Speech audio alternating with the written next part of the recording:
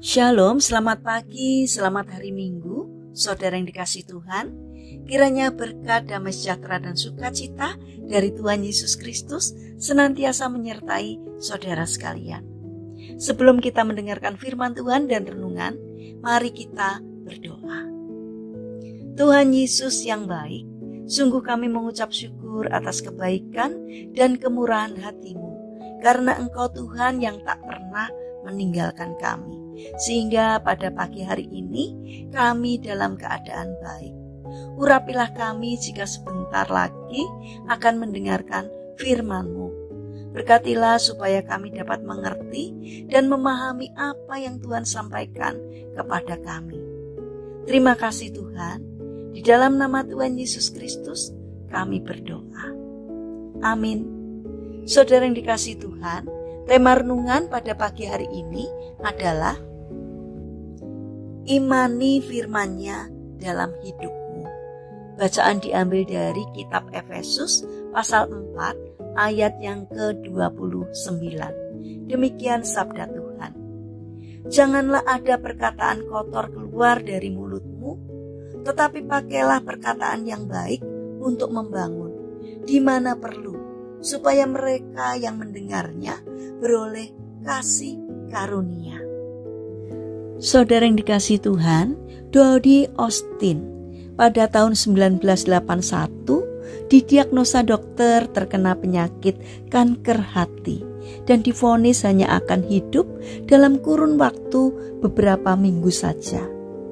Berat tubuhnya turun drastis, kulitnya kuning dan tubuhnya sangat lemah. Dia dirawat secara intensif selama 21 hari di rumah sakit untuk mengikuti tes demi tes. Karena keadaannya yang sangat parah, John Austin, yaitu suaminya, dipersilahkan untuk membawanya pulang sambil menunggu kematiannya. Pernyataan dokter sempat membuat Don Dodi dan keluarganya. Tetapi itu tidak berlangsung lama. Dodi tidak menyerah begitu saja terhadap penyakit yang mematikan itu. Ia menolak untuk kalah. Ia berketetapan untuk tidak mengeluh tentang betapa sakit tubuhnya, betapa lemah perasaannya, dan betapa tak berdayanya dia. Sebaliknya ia menaruh kata-kata Tuhan di mulutnya. Saudara yang terkasih, hampir di setiap kesempatan Dodi mengucapkan kata-kata yang penuh iman dan menyerukan kesembuhannya. Di rumah, ia berusaha berjalan sambil berbicara keras-keras. Aku akan hidup dan tidak akan mati. Aku akan memberitakan perbuatan Tuhan. Dodi membaca Alkitab dengan tekun dan menemukan 30-40 ayat favorit tentang kesembuhan. Lalu menuliskannya dan berulang kali membacanya dengan tegas. Salah satunya adalah, dengan panjang umur akan kukenyangkan dia dan akan kuperlihatkan kepadanya keselamatan daripadaku. Mazmur 91 ayat 16. Dodi menggabungkan kata-katanya dengan firman Tuhan dan keadaannya mulai membaik. Ia mendapatkan kembali selera makannya. Berat badannya bertambah dan akhirnya kekuatannya pulih. Mujizat yang dinantikannya tidak terjadi dalam satu malam, tapi perlahan, seiring dengan ketekunan dan keteguhan imannya. Akhirnya Dodi masih hidup puluhan tahun lagi. Ia dapat menghadiri acara wisuda putranya, menyaksikan kelahiran cucu-cucunya, dan mendampingi suaminya melayani Tuhan. Tuhan menyembuhkannya secara sempurna. Saudara yang terkasih, jadikanlah firman Tuhan sebagai pedoman.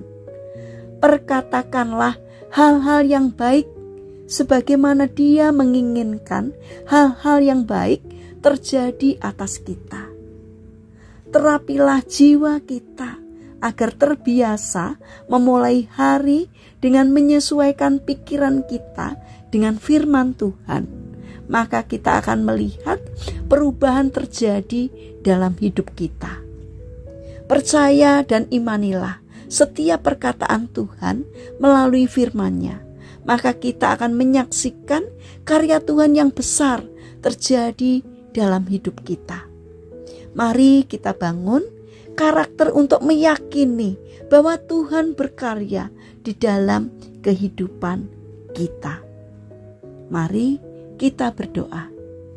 Tuhan Yesus yang baik, terima kasih karena saat ini kami boleh kuat di dalam Engkau. Tambahkan terus iman kami dan yakinkan kami bahwa apapun yang terjadi dalam hidup kami, semuanya akan baik-baik saja bersamamu. Bapa yang baik, saat ini kami berdoa untuk saudara-saudara kami yang mengalami sakit dan lemah fisik.